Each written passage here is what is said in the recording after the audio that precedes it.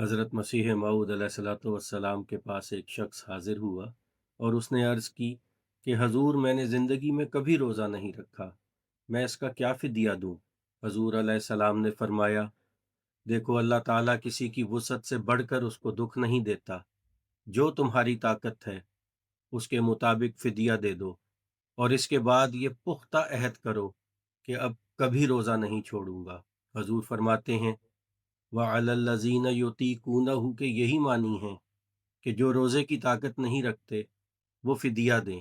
فرمایا کہ ایک مرتبہ میرے دل میں خیال آیا کہ فدیہ کی کیا ضرورت ہے، تو اللہ تعالیٰ نے دل میں ڈالا کہ فدیے کے ذریعے اللہ تعالیٰ روزے کی طاقت عطا فرما دیتا ہے۔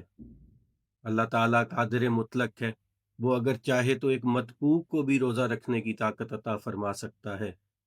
بس اللہ تعالیٰ سے ہی دعا کرنی چاہیے اور اس کی جناب میں یہ عرض کرنا چاہیے کہ اے اللہ، یہ تیرا بابرکت مہینہ جا رہا ہے اور میں روزے کی طاقت نہیں رکھتا، تو ہی مجھے روزے کی طاقت عطا فرما۔